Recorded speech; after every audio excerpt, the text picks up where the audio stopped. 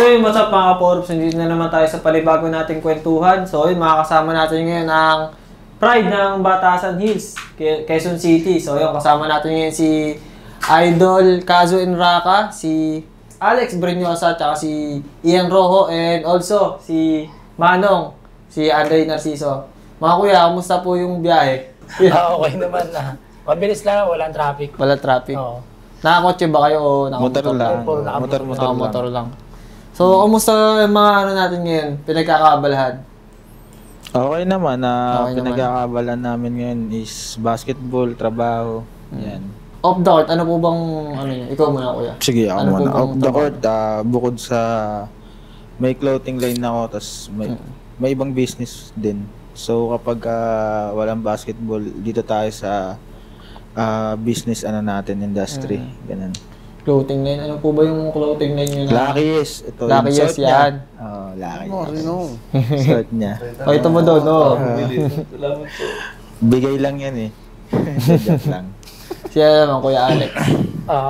Off the court, ano ako eh, nag-aasikaso ko sana sa Alabang ngayon.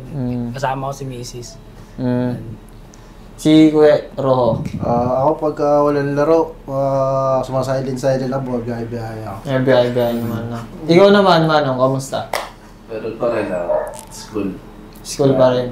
So yun mga kuya, gusto lang namin malaman kung paano kayo natuto mag-basketball and paano sa inyo napamahal yung mahal na mahal natin na basketball. So, ikaw muna, Kuya Alex. Ako, natuto ako mag-basketball siguro mga 11 years old na. Ano pa eh, tawag dito, inaabol pa ako dati yung tatay ko eh. Ayaw maglaro ng basketball eh. Ayun, tiyatakasan ko siya. Akit ako sa area B, doon ako tumatambay para makapaglaro lang ng basketball. Tatay ko kasi hindi sa sports eh, hindi siya Masyadong malapit. Oo, hindi siya malapit sa sports. Ayun, kaya nagagalit dati. Kaya tiyatakasan ko talaga, kaya natuto. Yung nagba-basketball na ako yan. Tumatakas talaga ako sa kanya. Then, yun, mahapon na ako uwi sa bahay, maaga akong nawawala sa bahay. Marunong ka na mag-basketball nun, no? Oo. Kamusta naman yung first liga mo? As a bata? Liga ko, siyempre, nung bata ka, talagang mas maraming ahead sa'yo eh. Yun, kami, unang sali ko ng liga sa SK pa dati, yun. Mga pa-midget. Oo, yun. Mosquito, Yung no? mga ganun. Wala kami pinanalo eh. Wala talaga. Makampi mo rin sila? Hindi. Wala pa, hindi pa kami ganong nun. Kasi ahead kami ni Ro sa kanila. Immediate kami. Wala talaga pinanalo. Wala talaga? Wala talaga. Laro lang, no? Laro lang. Gusto laro lang. Nung bata ka, ganun lang naman eh. So yun, pero tumatanda-tanda ka na, kuya. Competitive basketball. Kumbaga, kailan ka lumaro nun? Yun, nung mga siguro, medad na ako ng 15. 15. SK pa rin, kami magkakasama. First time namin mag-champion. Champion na kayo? Yun yung, namin, yung Tarnate na grupo. Yung team talaga namin. Last time lang din, nag-champion Tarnate, no? So, yung ba yun, no? Yun, Paulang ka nun eh. Puro kami yung mga kasama namin, halos magkababata rin kami talaga. Pero bago na lang din yung iba. Si naman, Kuya Kaso? Yun. Ako, nung nag-start ako ng basketball, siguro second year, high school, late na rin. Late bloomer. Kasi hindi naman ako, parang naglalaro naman ako dati, pero hindi ako seryoso. Kasi, ang talent ko talaga is computer eh. Moron Dota player ako eh. Dota lang player ako eh. Ayun talaga yung sa shop na, kuya? Tambay ako ng shop. Naglalaro ako 12 hours sa shop, tapos dumadayo kami kung saan-saan. Malayong lugar na rin yung nadaywan namin sa Dota 1. Tapos parang, paano ba ako nag-seryoso? Nagseryoso ako ng liga sa amin nung 16 na ata ako. Matlaki kasi ako eh. Kasi yung kuya ko nagsabi sa akin na maglaro ka kasi sayang yung tangkad mo. Sayang naman kasi magagamit ka naman. So yung lakatan kasi street talaga namin siya, which is doon kami talaga lumaki. So ayun yung team namin, ayun yung unang liga ko. Ang liga nun sa area A, under 16 pa yun eh. So doon ako nagseryoso kasi nag-champion kami tapos nakakuha agad daw ng award nun. Parang mythical ako nun eh, sa under 16 eh. Kasi ang laki ko, parang yung advantage ko sa mga... Ano na height mo nun, kuya? Ano na ako nun, malaki na ako nun. Mga 6 flat, gano'n? Hindi, siguro mga 5'10 siguro. Oh, malaki na yun sa 16, no? Oo. Eh ngayon, nasa ano ako eh, 6 flat ako eh. Tapos parang nag-champion kami, sabi sa akin ng kuya ko, pati yung teammate niya, si Aba, ayun yung nagturo kasi sa akin mag-basketball eh. So, pina-try out niya ako sa school ng MMC. Tapos hanggang sa nakuha ko. Kasi nagsipag na ako nun eh. Tapos, lang yun, parang 2016 ata yun. Nakuha ko, isang SEM, umalis ako. Tapos nagpahinga ako isang taon. Tapos bumalik din ako. Tapos hanggang doon na ako graduate. Kasi yung kuya ko tsaka yung teammate niya si Aba, kabatch nila yun eh. Sila magkakabatch nun eh. Eh kami kasi parang mga idol na namin sila, bata pa lang kami, sila na yung mga napapanood namin. Talagang sila na yung mukha ng batasan noon pa man eh. Sila yung harang. Yung kuya ko, yung si Aba, eto sila The Boy, si Ian. Sila na yung ira na nila yun noon pa. So, syempre kami, bata pa lang kami, parang balang araw makakalaro ko rin itong mga to. Which is, nakakalaro ko naman na sila hanggang sa naging kampi ko na sila. Ayan, parang ang sarap kasi sa pakiramdam nun na yung, dati diba, yung mga idol mo dati, nakakalaro mo, tas hindi lang nakakalaro, nakakainuman ko pa hanggang sa naging kumpare ko pa sila. Diba? Ayun yung pinakamasayang dun eh. Pinakamasayang alaala para sa akin eh. Kasi, friendship. Oo, kasi dati kasi pinapanood ko, di ba? Kahit sinong player panoorin mo yung idol. Lahat naman tayo may childhood idol sa sa barangay natin. Sa barangay natin eh. Bago pa sa ibang lugar, di ba? Syempre, idolize natin mga pro. Normal na lang 'yun eh. Pero syempre, tayo mag-idolize muna tayo ng taga doon kasi hindi naman tayo nakakapanood sa malalayo, di ba? Dati nabutan mo ba yung wala pa naman dating kuya? Sa cellphone na doon manonood. Walang video dati. Kailangan pa magrenta sa computer shop para manood ng highlights. Dati kasi yung liga kasi nila dati walang video eh. Hindi uso cellphone nun eh. Kaya makikita mo talaga na madami talaga nanonood. Maraming magagaling din dati na hindi rin nabibigyan ng exposure kasi nga walang social media. So, ngayon kasi 'di ba, alam mo naman yung era ngayon eh, kumbaga SOCMED basis na tayo eh. Moron na. Ayun lang naman yung sa akin. So, ikaw naman, Kuya Ro, paano ka nagsimula sa basketball? Nag-start ako siguro mga 11 years old na rin ako eh. Tambay-tambay lang sa court. Hindi pa marunong mag-basketball, tambay-tambay lang. Tapos, nagpaliga dun sa amin. Nakanood ako ng mga magagaling mag-basketball. Yun, sabi ko, masaya, parang maganda maging magaling mag-basketball. Ay, ganun. Tapos yung isang magaling dun sa amin, yung JR Tuberon. Kuya ng tropa ko. Dumikit ako dun yun, nagpapaturo basketball, tapos sumasama pag dumadayo ng basketball. Tagadalo ng sapatos, malalaya kasi mahuwi sila eh. Selection sila. Tapos yun, yung mga napapanood ko sa kanila pag dumadayo, nakapanood ko sa kanila, tsaka sa mga kalaban nila mga magagaling. Parang magandang mga moves na ganito, parang inaaral ko rin yun. Tapos, high school ako nun. First year ako nun. Unang tryout, yun daw nakuha. Saan ka nag-tryout sa Commonwealth High School ako eh. Hindi daw nag-aaral. First tryout, yun daw nakuha. Tapos, okay lang. Second year. Medyo siyempre. First tryout mo yun Parang nakaka-down din, pero sabi sa akin, sige, okay lang yan. Sabi sa akin nila. Sino nagsabi sa'yo nung kuya? Si JR Tuberon yung Sabi, okay lang yan. Tapos yun, malakas ako. Parang paano ako. Inside, training ako. Tapos, second year, try ulit ako. Yun, nakuha na ako. Pero panglas ako. Panglas ako. Sabi sa akin, sabi ng coach, sige bukas, tignan nyo din sa gym kung sino yung mga nakuha. Ayun, tingin ko, panglas na number na lang. Nasa. Ilan mo kinuha ng kuya? 15 eh. 15? Oo, 15. Tapos, Sir Danilo yung coach doon eh. Tapos yun, tontuwa ako nun. Tapos doon na, nag-start na natuto na basketball. Tapos nakabash ko si The Boy, batasan naman siya. Hindi pa kami close. Batasan high school siya. Commonwealth. Hindi pa kami close pero nakikita-kita namin sa batasan. Hindi naglalaban kayo nun, di ba? Siyempre doon.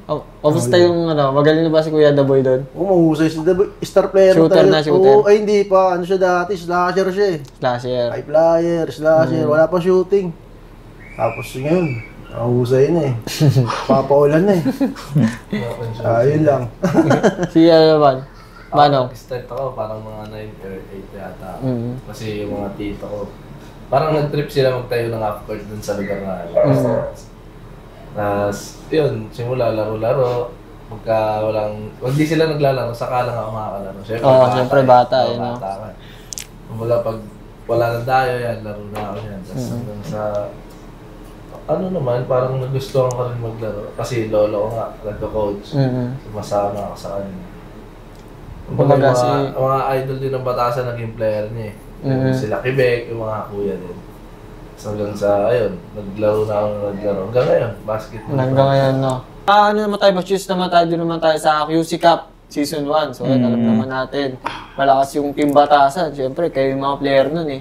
Kamusta po yung experience sa QC Cup? QC Cup experience namin sa QC Cup. Masaya. Masaya. Kasi, masaya. parang doon kami nabuo. Parang, which is, wala pang QC Cup. Kami kasi magkakalaban na kami dati. Sa Batasan? Lagi namin sila kalaro. Limahan, liga. Tapos, nagkaroon ng QC Cup. Parang doon kami nagkaroon din ng time para mag-bonding. Doon, magkulitan kami. Ayun. So, maganda yung QC Cup din para sa amin kasi una sa lahat, nare-represent mo yung barangay mo. Isang karangalan na ma-represent yung barangay, di ba? Kasi, halos lahat naman ng kabataan doon ayun yung pinapangarap. I-represent muna yung barangay nila sa mga inter-barangay division, ganyan, di ba? So, yung experience sa QC Cup, masaya kasi, parang, may natalo man kami noon pero, hindi, parang panalo pa rin kami kasi binigyan namin sila ng magandang laban. At saka, kami, parang competitive talaga kami noon. Nag-ready kami, nagkakaroon kami ng proper training, may coach kami, may mga coaching staff din. So, maganda na nagre-ready kami para sa mga kalaban namin. Hindi namin sila binabaliwala na, ito lang yung kalaban namin. Kahit, siyempre, alam naman natin, may team na talaga, nasa ibaba, kumbaga, nagpe-prepare pa rin kayo na siyempre huwag mamaliitin. Kasi bilog yung bola eh. Di pwedeng manalo tayo lagi. Kailangan prepare naman. So, kuya, matanong ko lang, kanino kayong player na challenge? As a player din. Ikaw muna, Kuya Alex. Sa QC Cup, kanino ka na masyadong, kumbaga, nagagalingan ka pagka nakakabantayan mo? Sa akin, siguro sa Commonwealth, si Drake Acosta. Si Drake, oo. MVP, si Drake. Si MVP. Yun. Challenge ako sa kanya lalo pag kami nagkakabantayan. Shooter din yun eh. Shooter din talaga. Rin talaga, mahiwaga rin yung kamay nun. Mahiwaga. Doon ako na-challenge sa kanya. Lalo't bata pa, syempre. Mas magilas sa akin yun. Mas magilas. Doon ako na-challenge sa kanya Lalo pag depensahan. Talagang kukulitin kanya na rin. Si Kuya Roda ba? Sa QC Cup. Sa akin, para sa akin, lahat naman. Lahat naman, no? Sa akin, para sa akin, challenge. Kasi, lahat sila marunong din talaga yung basketball. Pero one player. One player. Saan ba sa... Kahit saan? Kahit anong team sa QC Cup? Siguro sa lang din. Sa Commonwealth lang din. Commonwealth talaga, na? Rival. Alvin Padilla. Ay, HPBA kasi yun eh. Di ba? Tsaka yung huling tira ng championship nyo. Di ba? Mabigat. Para sa akin, si Alvin Padilla.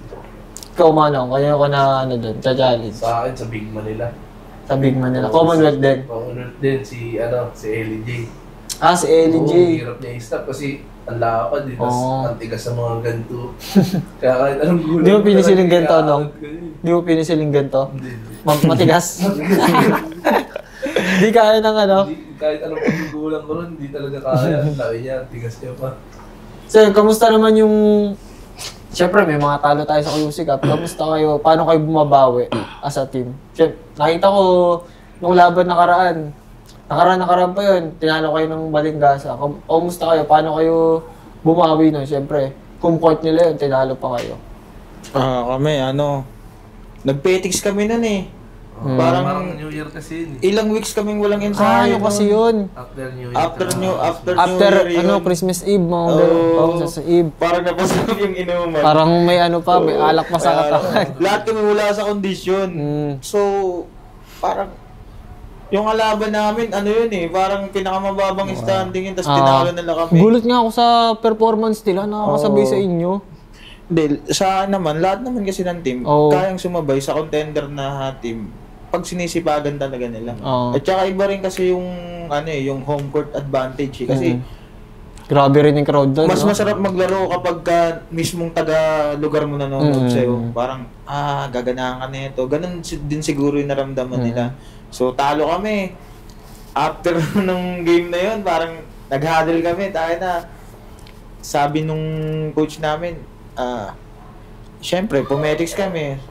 Paano kami dikit lang yun kuya?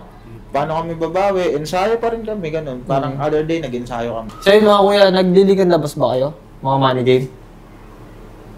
Money game? Nagawa di game ka ba kuya? Madalang na lang, Ngayon, madalang na lang eh. Madalang na lang. Pero mga dati-dati. Dati talaga, yun. Kamusta yung experience pagka sa money game kaysa sa liga? Yung malaki pusta nyo? Pinaka money game ko na malaki sa Montalban kami. Montalban? Dito lang yun. 60K. 60 yun, ako. 60 yung pusta namin. Kalaban, vlogger din yun eh. Manila. Parting Manila. Sila, ano pa yun? Ang player, sila Andres. Yun, yung mga player. Sila Andres. Super Andres yan.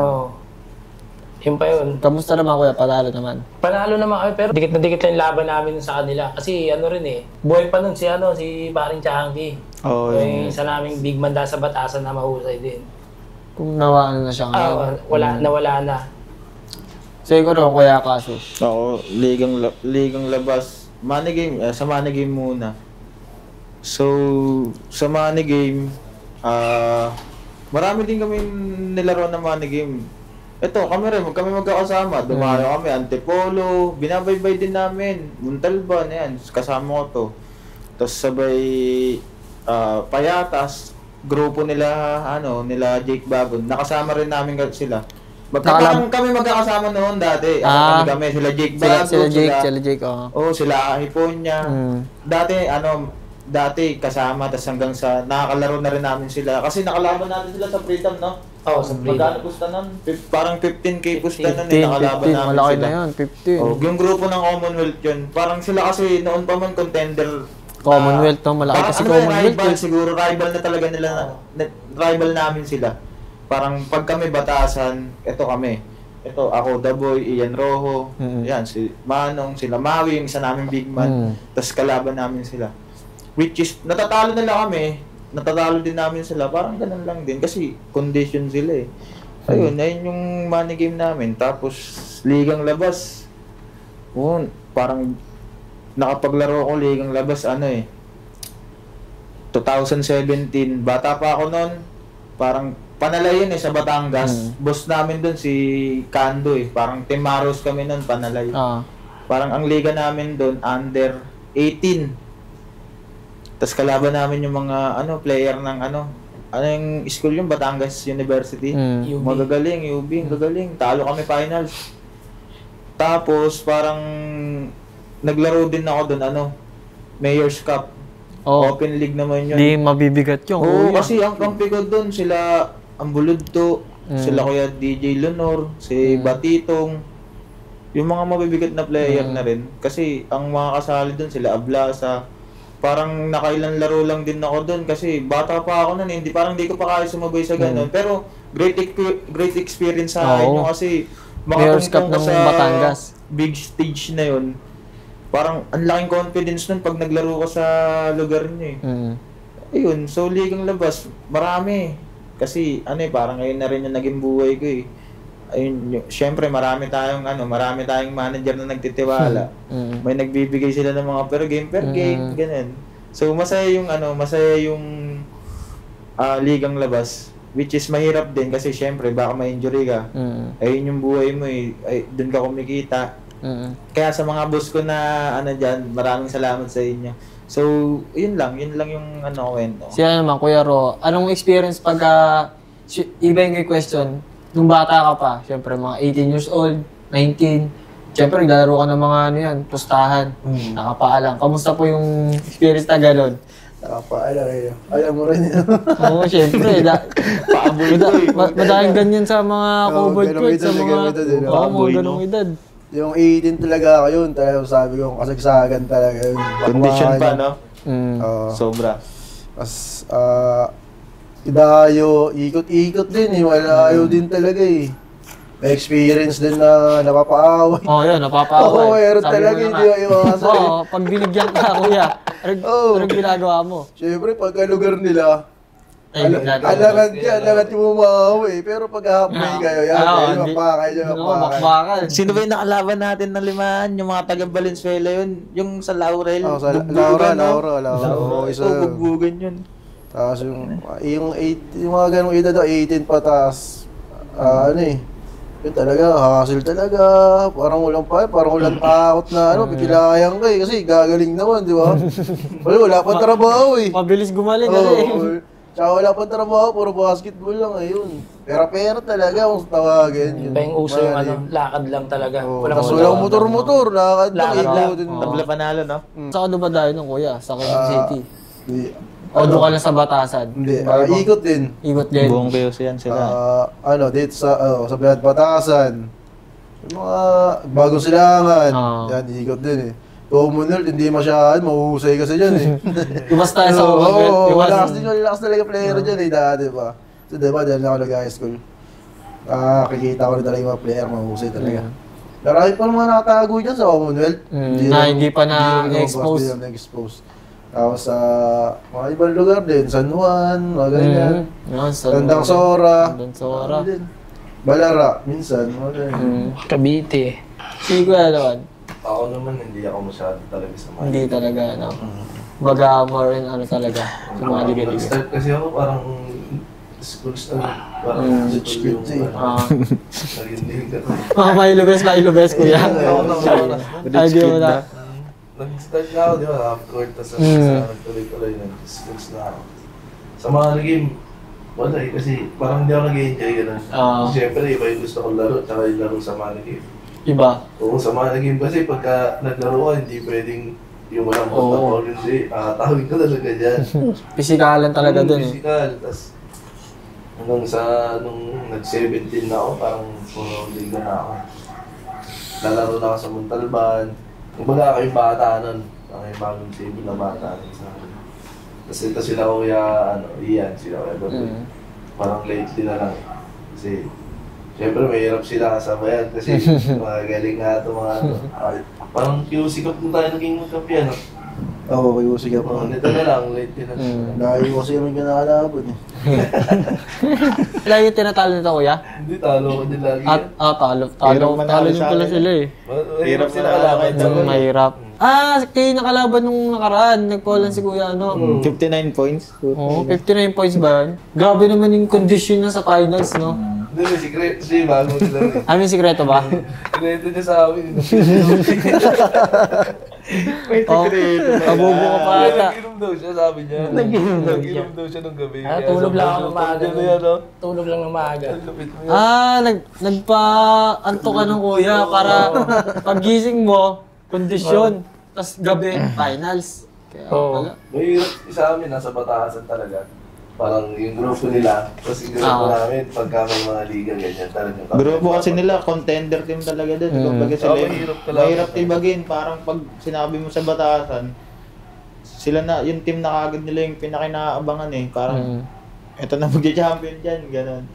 Pero maganda kasi yun, challenge yun dahil nagbibigyan ng magandang laban yung mga batang nanonood. Yan. Kahit malagi kaming talo, kaya nga kukontra tayo gano'n siya, patalo naman kayo sa susunod. Para sa amin naman yung championship. Oo.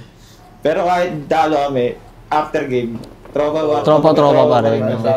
Kasi basketball lang yun, pagalingan lang yun sa loob. Competitive sa loob, no? Oo. Pero pag sa labas. Kasi minsan kasi sa ibang liga magkakasama rin naman kami. Dumadayo pa kami. Tsaka pare-pares taga-Batasan, no, kuya? Ayun lang kagandahan sa amin, parang kami magkakalaban, walang issue sa amin na na, ibang team yan. Parang, Huwag natin yan. wala parang normal lang sa amin yun, mag-aasahan na nga lang kami. Parang matalo manalo, masaya kami, ganun. Diba, hindi namin dinidibdib yun kasi basketball lang yan. So yung mga kuya, nung nag-pandemic, anong adjustment nyo? Siyempre, mga basketball player tayo. Anong mga pinagagawa natin yun? Siyempre, nasa loob lang nun. Walang pwedeng lumabas. Kasi may corona nga. Oo. Pero, Yung una yung unang time nun, foundation pa muna eh. Paano pa? Papawis pa sa loob ng bahay. Kasi baka lumabas, di ba? Sabi ko, parang ang tagal na. parang may hinihintay ka na, ay hindi, mga 2 weeks lang to. Hindi, kasi foundation ka. Mga 2 weeks lang to. May mga liga rin kayo nun, di ba? Dami talaga. Dami. Kasi ano na yun eh, yung parang ano na rin namin yun eh. Sa ano eh, parang ere na rin namin yun, time na yun eh. Lockdown, ang dami namin liga na ito. Tapos ito, kasama kami. Ang dami namin liga, naglakad na, tapos foundation na ako. Sa loob ng bahay, foundation eh. Pusha, tapos papasok-pawis. Parang ang tagal na, isang buwan na. Ang tagal na. Parang hindi na normal to ah. Tigil lang ako, pahinga muna. Parang hanggang kailan kaya ito. Yun. Doon na nagsimula yung taba. Yung nagsimula yung sardinas, no? Oo, sardinas. Pero tumaba kasi wala na eh. Dati mapahit ka talaga, kuya. Slim lang din. Slim lang din. Tapos, medyo may muscle, may gano'ng konti. Condition pa Kaya sobra. Yun. Wala, taba na, bagal na. Siya na naman, kuya. Ako wala. Talagang pinanindig ang lockdown. Wala, di ka talaga lumabas. So, parang Taba ka na noon eh. ako bago mag-lockdown eh. Nag-106 ako eh. Tumaba ka talaga. Wala eh, ganun din. Tapos nung nakauwi na akong Batasan, ganun pa rin. Parang tinamad ako. Tapos nagkaroon ng mga court na open din na patago. Mga half court, half Oo, court. nag-try ako maglaro nun. Tapos nung nag-try ako maglaro, Kamusta yung first laro, kuya? Galing sa pandemic, syempre. nilaglat ako. Oo. Alam mo yung laro na, parang nasa probinsya ka. Yung Umpisa yun, no? parang mga 3 games, 2 games lang. Nabigla yung katawan mo nun, no? Tapos sabi ko, yung mag-basketball muna. Iyak ka pa na eh. Mindanao Hindi na ako Gaming. naglaro. Ayun lang yung naging nung lockdown. Si Kuya Alex naman. Yung lockdown, nako, wala akong ibang ginawa. Kain, tulog na eh. Ito yung barangay tawag dyan, no? Nag-barangay ka, di ba? Hindi ka. Nagala, kuya, nagala. Barangay ka? Yung mga barangay nun? Yung mga bantay sa ano? Siyempre, walang Yung mga magche-checkpoint. Yun. Lugar. Kailangan ng ano, yung ID pa tayo. advantage yun. Pag ikaw yung volunteer, makakalabas ka. Oo. Ganun, volunteer din. Kaso tinigil din namin. Pero kuya, di ka natatakot nun. Siyempre, may COVID, tapos uwi ka sa family mo. Hindi naman. Hindi naman din. Wala namang nangyari din eh. Wala so, okay pa rin naman. Kaso yung lockdown lang, parusa din talaga. Kumbaga, na-challenge tayong lahat nun eh, no? Di natin alam na may ganun palang mangyayari Oo. sa mundo. Kasi akala natin, mga 2 weeks nga lang, di ba? 3 weeks, okay na tayo. Kala dati, simpleng virus lang, di ba? Oo, ganun. Wala yan, ano lang wala. yan. Bilis lang yan, no? Oo, bilis lang yan. Pero di mo alam, 2 years. 2 taon inabot, kuya, magtatatlo. Paano nga naging ano, kuya? Ako, rotation ko sa bahay lang din talaga. Kasi nga, nag-volunteer kami dati doon. Tapos yun, hanggang sa tumaba na, yung dating 75 lang, maabot pa ako ng 95 kilos eh. Dabi naman, tinimbang mo, mga 20 yun, no? Oo, Kasi ako, mga 20 kilos. Nagsimula nagmaligim ako noon. First time ko ulit sa kaunlaran, yun talaga, ang sakit ng katawan ko. Hindi ka na makabangon. Ang hirap bumangon. Parang gusto mo na magpasubo ng pagkain. Kasi puta yung manigim, biglang papasukan mo ng gano'n, ang taba, ang bigat mo, ang hirap kumilos. Siyempre, galing ka sa ano yun eh, pahingang matagal. Oo. Pero hindi ka nagja-jogging-jogging ng kuya? Wala pa nun, bawal pala magagala nun eh, kahit volunteer ka eh. Oo. Bawal eh. Si ano naman, Kuya Kaso. Ayun, nung lockdown, parang doon talaga ako na back to zero eh. Kasi ano eh, bago mag-lockdown, sunog na sunog yung katawan ko nun eh. Kasi nagte-training ako sa school. Tapos nakuha ako nun sa, ano, sa Metro League.